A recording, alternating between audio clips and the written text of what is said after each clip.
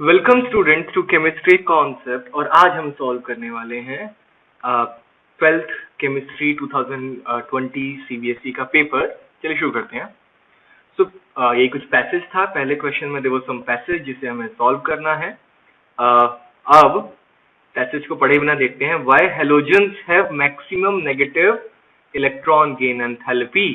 Now halogens have maximum negative electron gain enthalpy because of their very small size and high nuclear charge.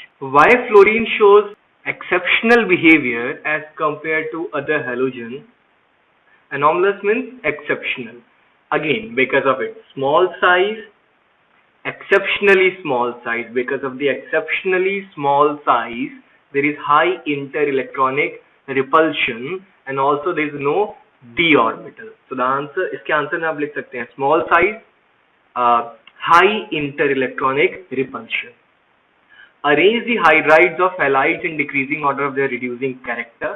देखिए reducing character का जो order है वो है Hi most reducing, उसके बाद आएगा HBr, फिर है HCl और सबसे कम होता है HF.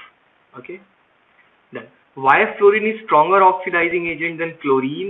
This is because of its low bond dissociation enthalpy, or we can say low bond enthalpy and high hydration enthalpy. Okay, fluorine is stronger oxidizing agent because of low bond dissociation enthalpy of F2 and high hydration enthalpy of F negative.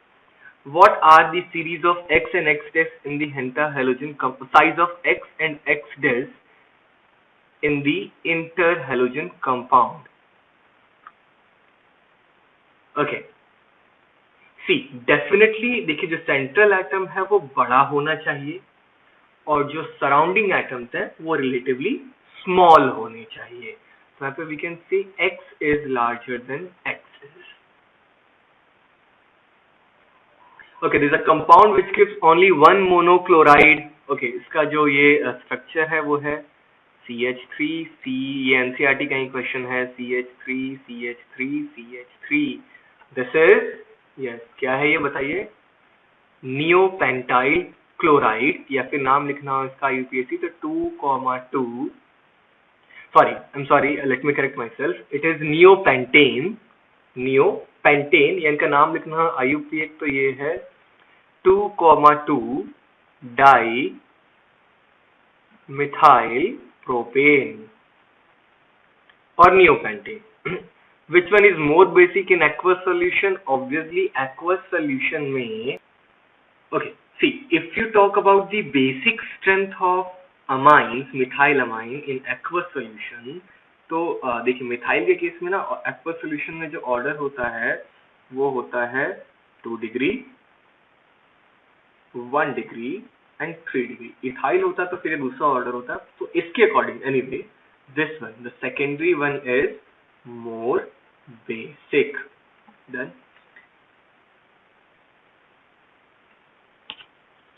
Okay, out of cis and trans which one is optically active? Okay, देखिए अगर मैं cis की structure बनाऊं तो it would be like platinum in the center. अच्छा पहले बना लेते हैं.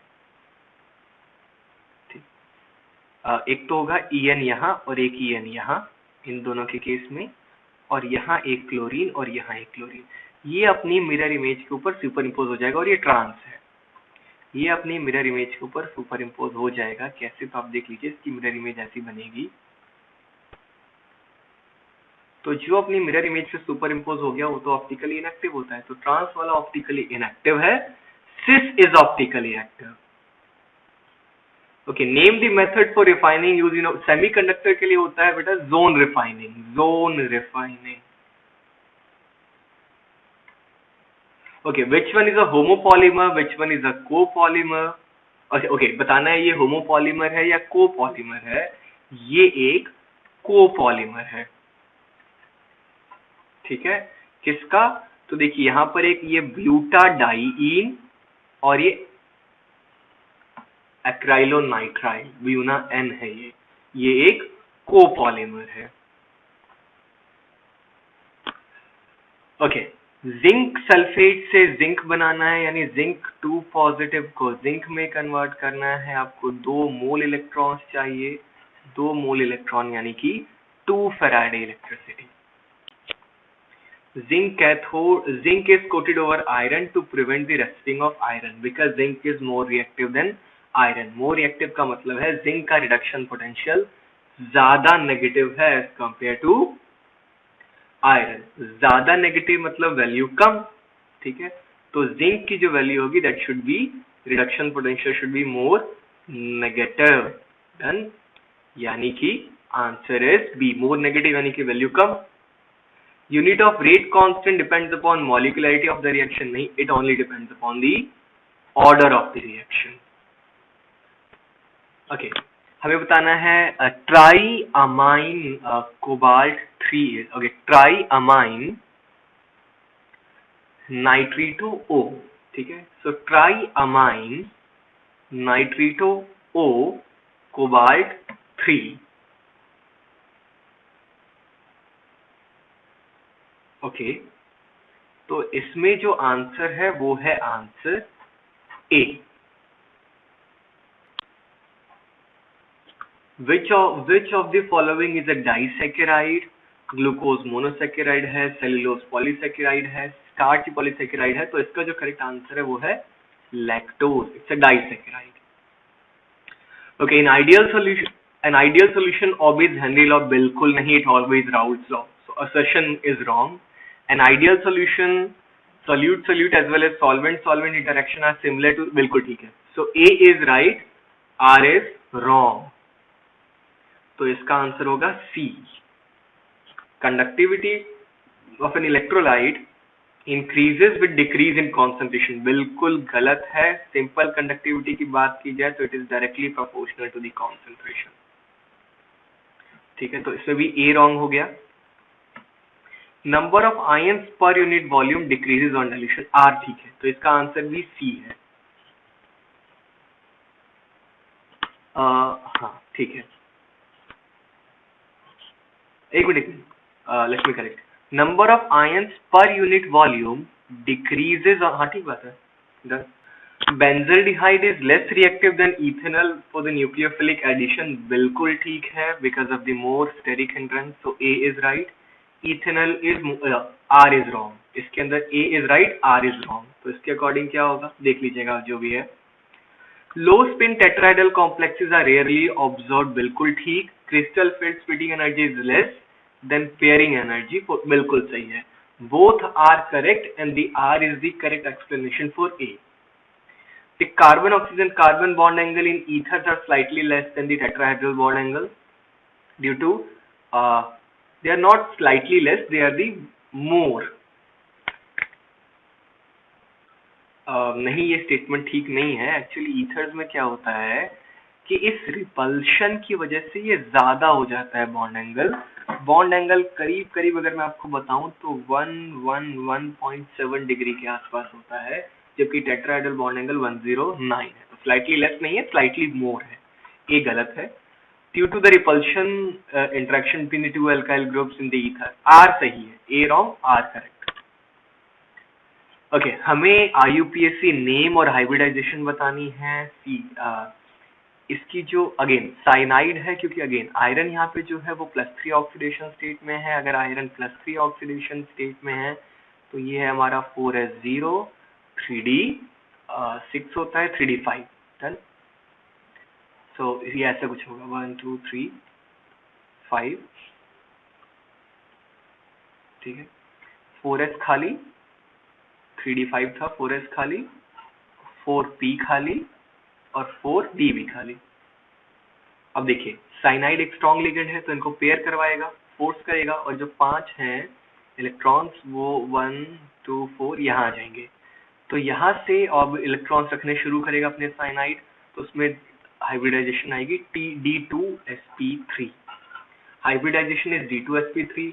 नाम अगर बताना है तो यह hexacyanidoferrate, hexacyanidoferrate 3 ion, hexacyanidoferrate 3 ion.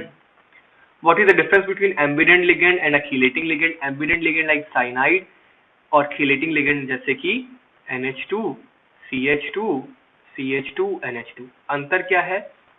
Cyanide में या तो कार्बन की तरफ से बॉन्ड बनेगा या फिर नाइट्रोजन की तरफ से बॉन्ड बनेगा, दोनों में से किसी एक ही साइड से बॉन्ड बनेगा। लेकिन यहाँ पर भी अगर मैं इथाइलिन डायमाइन यानी कि चेलेटिंग लिगेंड की बात करूं तो यहाँ पर भी दोनों डोनर एटम है, लेकिन दोनों से एक ही साथ में बॉन्ड बन जाएगा। So difference is both cyanide as well as ambident ligand have two donating atoms. In ambident ligand either of the two is used, in chelating ligand both of the used together। Structure draw करनी है ClO4 की, देखिए structure ये होगी, ठीक है।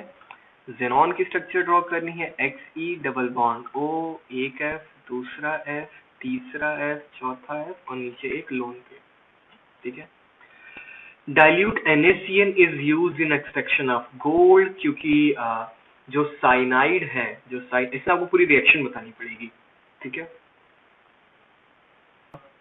कि भैया 4Au reacts with 8 NaCN plus H2O plus O2 to form a complex which has the formula 4NaAuCN whole twice plus NaOH निकलता है 4, और फिर इस कंपाउंड के अंदर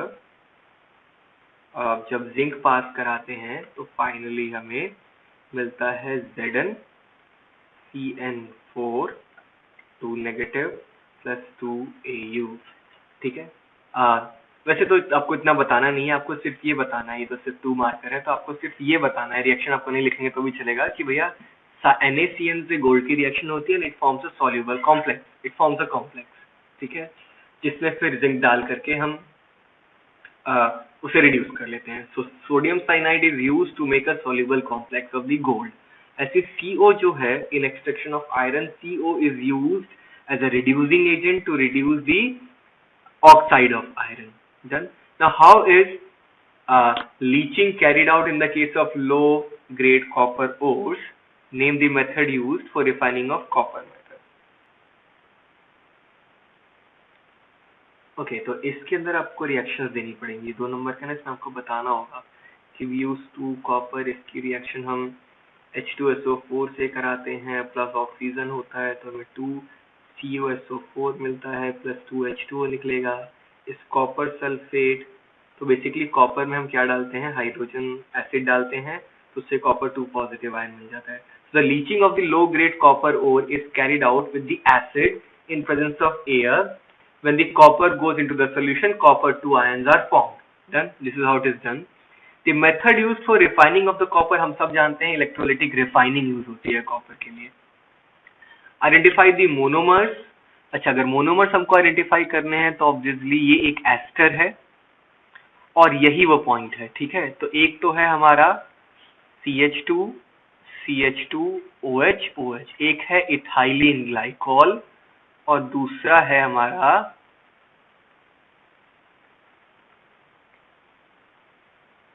टेराथैलिक एसिड, ठीक है, इथाइलिन ग्लाइकॉल एंड टेराथैलिक एसिड। ये this is melamine and formaldehyde, इसमें है melamine and formaldehyde. Okay, define adsorption with an example. What is the role of adsorption in heterogeneous catalysis? Adsorption is the process of retention of the solute particles, or sorry, we define it. Adsorption is the process of retention of the molecules of a gas or liquid on a surface of a solid. Example है adsorption of poisonous gases on the surface of activated charcoal. What is role of adsorption in heterogeneous catalysis? तो हमें पता है कि जो पहला step है heterogeneous catalysis का वो ये है कि reactant molecules A and B are adsorbed on the surface of catalyst। ये आपको लिखना था। Brownian movement is zigzag motion of the colloidal particles in the dispersion medium. What is the cause of Brownian motion? Because of the continuous bombardment of the molecule of dispersion medium on the colloidal particles. How is it responsible for the stability? Because of the Brownian motion, it opposes the force of gravity and particles doesn't settle down. State routes law आप लोगों को शायद पता होगा. Routes law होता है P A equals to P naught A into mole fraction of A. What is the similarity between Raoult's law? So Raoult's law is a special case of Henry law. The only difference is this is replaced with the KH. Okay. Bactericidal antibiotics वो होती हैं. These are the antibiotics which stop the growth of bacteria. They do not kill them. They stop the growth of bacteria. Food preservatives are those which like they prevent the food from undergoing oxidation, or they do not undergo rancidity when these chemicals are added into them. So these are the chemicals which added into food to increase their shelf life. Give the structure of final product. We have the hydroboration followed by oxidation. और किसका कर रहे हैं हम लोग भैया? Propene का. देखिए प्रोपीन का जब हाइड्रोबोरेशन ऑक्सीडेशन कराएंगे तो प्रोपेन 1 ऑल मिलेगा. वाटर ऐड होता है in the form of anti Markovnikov का रूल. तो फाइनल प्रोडक्ट होगा CH3 CH2 CH2OH. डिहाइड्रेशन इसका करना है तो हमें एल्कीन मिलेगा और स्ट्रक्चर होगी उसकी CH3C CH3 double bond CH2. Done. Heating of this with HI के साथ हीट करेंगे. देखिए ये बॉन्ड तो टूट नहीं सकता, रेजोनेंस है. सिमिलरली ये बॉन्ड भी नहीं टूट सकता, बॉन्ड टूटेगा ये वाला. ठीक है. H जाएगा ऑक्सीजन के साथ, I जाएगा उसके पास, तो हमें एक तो मिलेगा बेंजीन जिससे अटैच होगा CH2I और दूसरा बनेगा benzene with OH. How do you convert propanol into ortho hydroxy benzyl, sorry phenol को कन्वर्ट करना है हमें. पहले एक बार के लिए स्क्रीन क्लियर कर लूं. Give me a minute.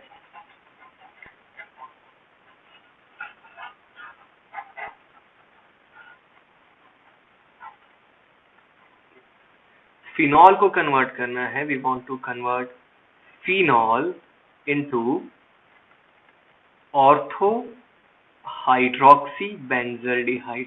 बड़ा इजी है ये, बहुत ज्यादा इजी है. हमें क्या करना है इसके अंदर, देयर 2-3 वेज.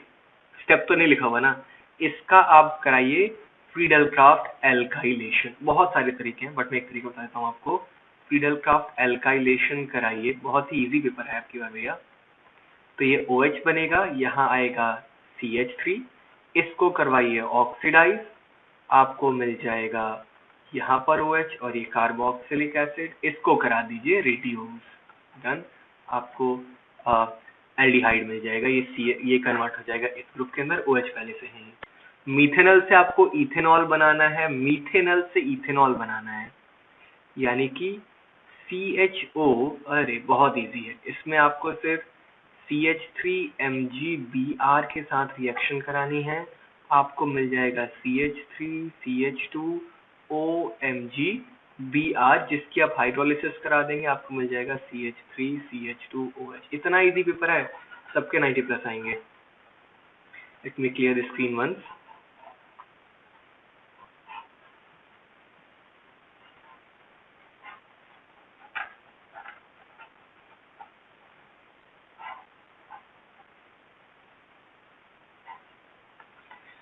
फिनॉल से फिनाइल इथेनॉइड बनाना है, यानी कि आपको बनाना है इस फिनॉल से फिनाइल इथेनॉइड की स्ट्रक्चर क्या होगी भैया?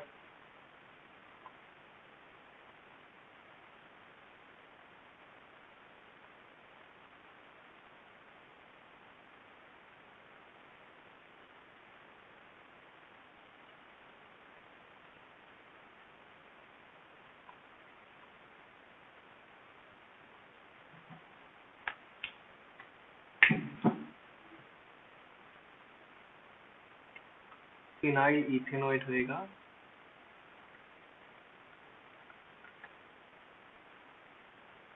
बड़ा सिंपल है यार. इसकी रिएक्शन करा दो सिर्फ CH3COOH के साथ. That's it. एस्टर बन जाएगा in presence of acid. That's it, हो गया. ओके, आइडेंटिफाई करते हैं. देखिए आपने अल्कोहलिक KOH डाला, अल्कोहलिक QH से होता है एलिमिनेशन, ये Br निकलेगा, ये H निकलेगा, तो A जो हमारा है, A है भैया CH3 CH3 double bond CH2 done. उसमें फिर आपने HBr डाला, परऑक्साइड तो यूज किया नहीं हमने, तो मार्कोनी का रूल के अकॉर्डिंग ही ऐड होगा CH3, यहाँ आएगा Br, यहाँ आएगा CH3। अब अपने सोडियम और ड्राई ईथर यानी कि वुड रिएक्शन होगी, डबल हो जाएगा, तो जो आपका C है उसकी स्ट्रक्चर है CH3 होल थ्राइस C, फिर से C CH3 whole thrice, double हो गया। अच्छा, यहाँ आपने मैग्नीशियम एंड ड्राई ईथर डाला तो D इज ग्रिग्नार्ड रिएजेंट, ठीक है। तो D की स्ट्रक्चर है CH3 CH CH3 CH2 MgBr।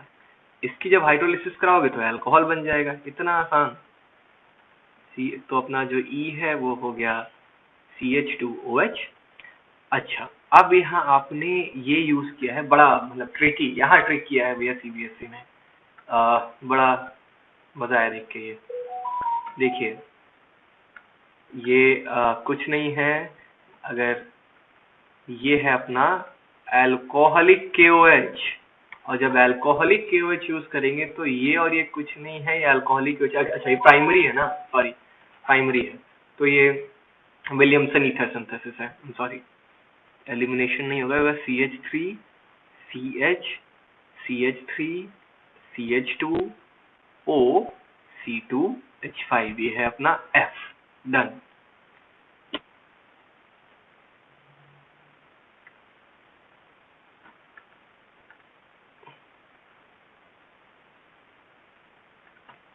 Okay, next question is 0.1 molar aqueous solution of AlCl3, molarity molal है 0.01 गिवन है, ठीक है। कैलकुलेट दी, अच्छा ठीक है। अगला क्या कह रहा है हमें, ये डेल्टा TF भी गिवन है, कितना 0.068 हो गया। Calculate the percentage of association, तो सबसे पहले जो हमें फॉर्मूला यूज करना है वो यूज करना है delta T is equal to I KF into M। M is given, KF is given, delta T is given, हम यहाँ से निकालेंगे I, ठीक है। उसके बाद क्या करना है, तो AlCl3 डिसोसिएशन की बात हो रही है ना, dissociate to give let's say aluminium plus 3Cl negative. तो अगर ये 1 था तो ये 0 0 था, जब ये 1 माइनस अल्फा होगा, जब ये बनेगा 1 माइनस अल्फा, तो ये बनेगा this would be alpha and this one would be 3 alpha. तो यहाँ पे जो वेंट ऑफ फैक्टर हो जाएगा that would B 1 minus alpha plus 3 alpha by 1, that is 1 plus 3 alpha. आपको क्या निकालना है, percentage of dissociation. Went of factor आपने यहाँ से निकाला, उस वेंट ऑफ फैक्टर को आप यहाँ पुट करिए, यहाँ से निकालिए आप अल्फा, और अल्फा को जब आप 100 से मल्टीप्लाई करेंगे वो बन जाएगा परसेंटेज ऑफ डिसोसिएशन। ऐसे आपको करना था।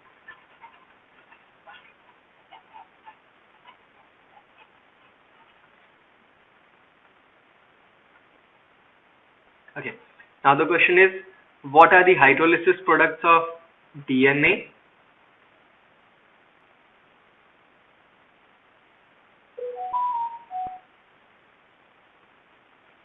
See, complete hydrolysis of DNA gives the pentose sugar, which is a DNA है, तो डीऑक्सी राइबोस शुगर, एक मिलेगा फॉस्फोरिक एसिड, और एक मिलेगा nitrogen containing base which is adenine, guanine, cytosine and thymine, ठीक है। डी ग्लूकोज को ब्रोमीन वाटर के साथ ट्रीट करते हैं, तो भैया ये एक माइल्ड ऑक्सीडाइजिंग एजेंट है, तो हमें ये कंपाउंड मिलता है, देखिए CH2 CHOH, एक कार्बन हुआ, ये हो गए 5 कार्बन, और एक मिलेगा CH2OH, ठीक है। What is effect of denaturation on the structure of protein, तो टेम्परेचर बढ़ाते हैं तो डीनेचुरेशन फास्ट हो जाती है, और denaturation is basically because of increase in what is effect of denaturation on the structure of protein? Okay, देखिए denaturation की वजह से हाइड्रोजन बॉन्ड टूट जाते हैं, प्राइमरी कॉइलिंग जो है अनफोल्ड हो जाती है, secondary and tertiary structure destroy हो जाती हैं, primary remain as such. NCERT का क्वेश्चन,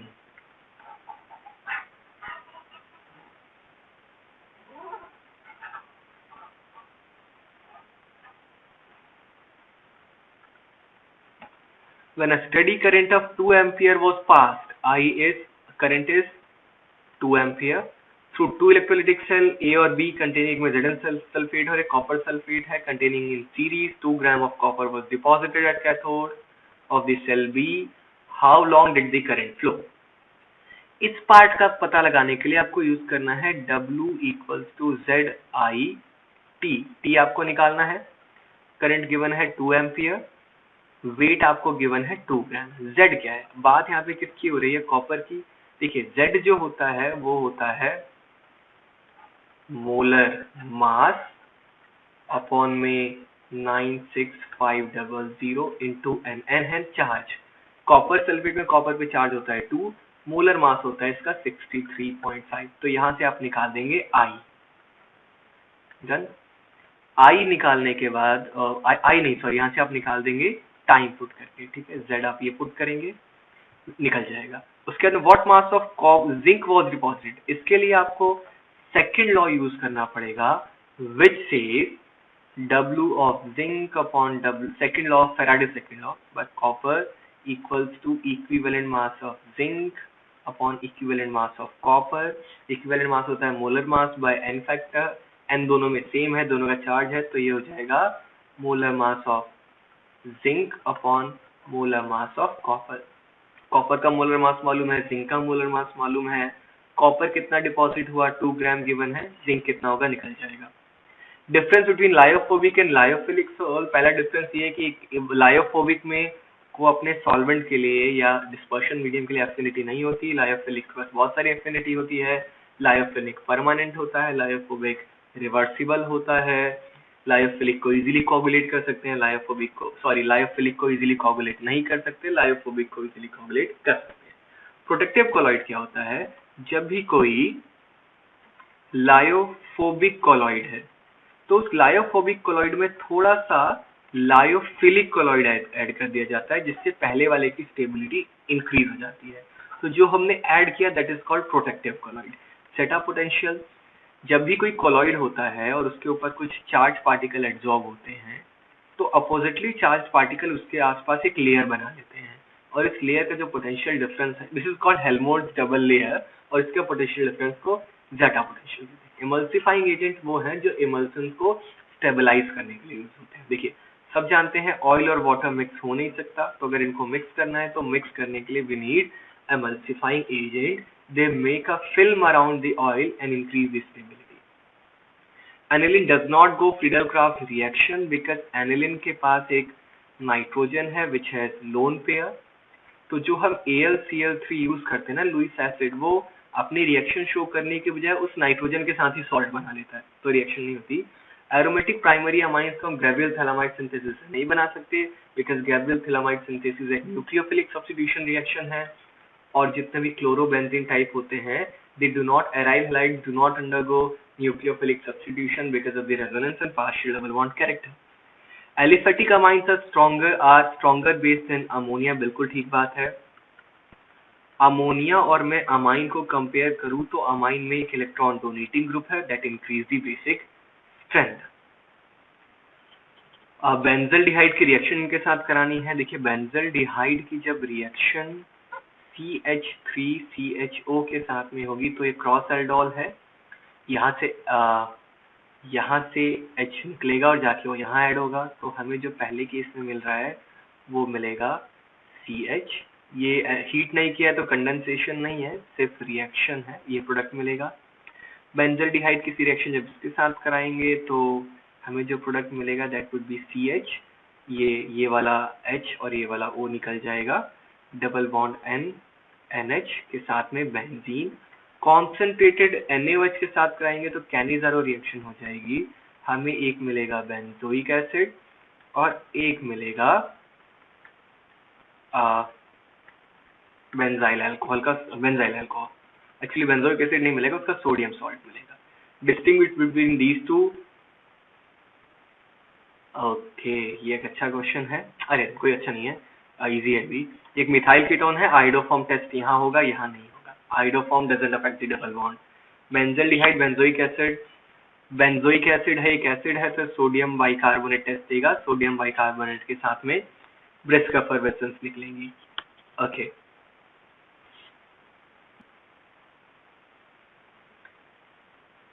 ओके, क्लेमेंशन रिडक्शन है, सिंपली इस O की जगह 2 हाइड्रोजन आ जाएंगे, will be getting CH3 CH3H2, that's it. Sodium bicarbo, ये सोडा लाइम है, डिकार्बोक्सिलेशन होता है, आपको सिंपली बेंजीन मिलेगा। आपने डाइबल H यूज किया है, डाइबल H जो है, give me a minute, let me see, we have DIBAL H, तो बेसिकली जो प्रोडक्ट होगा that would be CH2 double bond CH, CH2 C double bond O H। DIBAL ये एल्डिहाइड क्यों बन गया, क्योंकि हमने एंड में इसकी हाइड्रोलिसिस भी की। Okay, we have to arrange in increasing order of reactivity toward nucleophilic addition. Ketone सबसे कम रिएक्टिव है, तो देखो अगर मैं नंबर वाइज करूं, 1 2 3 4, इंक्रीजिंग ऑर्डर ना, सबसे कम रिएक्टिव होगा 4, उसके बाद आएगा 1, उसके बाद बारी आएगी 3 की, सबसे ज्यादा रिएक्टिव होगा 2। 2,4-DNP डेरिवेटिव ऑफ एसिटल्डिहाइड बना देते हैं, चलिए। Acetaldehyde is CH3 C H double bond N NH, फिर एक अटैच होगा इससे बेंजीन NO2 2 हो गया, दैट्स इट, 2 ये बनेगा। A first order reaction completes 25% completes in 40 minutes. Calculate the value of the rate constant. बहुत easy है, K equals to 2.303 upon T log T कितना है 40 minutes, 25% कह रहा है ना। Let's say initial अगर 100 था तो final हो गया 75, that's it, solve कर देंगे इसे हम, ठीक है। K निकल जाएगा। In what time will the reaction, दोबारा फॉर्मूला यूज करेंगे, सेम फॉर्मूला दोबारा यूज करेंगे K निकालने के बाद, बट इस बार सिर्फ क्या करना है कि हमें T निकालना है, K हमने यहाँ से पता लगा लिया है। ये 80% कंप्लीट करा है, इफ इट वाज इनिशियली 100 तो 20 बचा हुआ है, सॉल्व कर देंगे। Define the order of the reaction, it is the sum of the powers of the reaction, the concentration terms in rate law. Under what condition bimolecular reaction first order kinetics, अगर कोई एक reactant बहुत access में present हो, दो reactant है, let's say A raise to power X है, B raise to power Y है, लेकिन B बहुत ज्यादा एक्सेस में है, तो B के इंडिपेंडेंट हो जाएगा और R डिपेंड करेगा सिर्फ A के ऊपर। फर्स्ट ऑर्डर रिएक्शन कंप्लीट 50% इन 30 मिनट्स, यानी कि आपको T हाफ गिवन है, तो ठीक है, और 10 मिनट्स, अच्छा अलग अलग टेम्परेचर है, देखो इससे आप T half is 0.693 upon K, आप इससे एक K निकालेंगे, ठीक है, और दूसरा जो फॉर्मूला होता है K equal to 2.303 upon T log, कितना बोला इसने, अच्छा दो बार आप ये फॉर्मूला यूज करेंगे, एक बार 50 मिनट्स का टाइम, 30 मिनट्स का टाइम लेकर के, उससे K1 निकलेगा, दोबारा ये फॉर्मूला यूज करेंगे, आपकी बार टाइम लेंगे आप 10 मिनट्स, तो एक बार K निकल जाएगा 30 मिनट्स के लिए, एक बार K निकल जाएगा 10 मिनट्स के लिए। अब आपको फॉर्मूला यूज करना है K2 upon K1 equals to EA upon 2.303 1 upon T2 minus 1 upon T1, you remember 2.303 था ये, हाँ ठीक है, R भी था साथ में, तो वो फॉर्मूला यूज करके आपको जो भी निकालना, एक्टिवेशन एनर्जी निकल जाएगी, K2 K1 आपको मालूम है। Two conditions for the collision to be effective: properly oriented, proper orientation, and properly energetic. How order of a reaction and molecularity अलग अलग होती हैं, कैसे कैसे, order जो है वो ओवरऑल रिएक्शन के लिए होती है, मॉलिक्युलरिटी जो है वो एक सिंगल स्टेप के लिए होती है, ऑर्डर 0 नेगेटिव पॉजिटिव फ्रैक्शनल कुछ भी हो सकता है, मॉलिक्युलरिटी सिर्फ पॉजिटिव हो सकता है, 0 या फ्रैक्शनल या नेगेटिव नहीं हो सकता, ऑर्डर को हम एक्सपेरिमेंटली निकालते हैं, molecularity is theoretical concept. Transition metals and their compounds show catalytic activity because of their large surface area and variable oxidation state. Separation of lanthanoid elements are different because वो सब Lm3 positive oxidation state show करते हैं, सबकी chemical properties एक जैसी हैं, separate करना मुश्किल है. They have low melting point because इनका D10 electronic configuration है, unpaired electrons नहीं है, इसलिए metallic bonding weak है. Reactions तो आपको रट के लिखनी होंगी, मैं भी नहीं लिखवा रहा हूँ. T3 positive is colored, scandium is colorless because scandium जो है वो D0 है, इसके पास unpaired electrons नहीं है. Chromium 2 positive is strong reducing agent because ये chromium 3 positive में convert होना चाहता है, क्योंकि इसमें जो इसकी T2G shell है वो completely fill हो जाती है, D3 electronic configuration है. Lanthanoids और actinoids की chemistry के बीच में कुछ आपको similarity निकालनी है, तो similarity यही है कि दोनों के दोनों जो हैं वो कॉम्प्लेक्स का ना F ब्लॉक एलिमेंट्स हैं, दोनों में लैंथेनाइड कॉन्ट्रैक्शन और एक्टिनाइड कॉन्ट्रैक्शन होता है, दोनों मेटल्स हैं, बहुत सारी प्रॉपर्टीज आप लिख सकते हैं. ठीक है, हम अगेन रिएक्शन में कंप्लीट नहीं करा रहा हूँ. आई होप पेपर आप लोग का अच्छा गया हो. पेपर बहुत इजी आया है.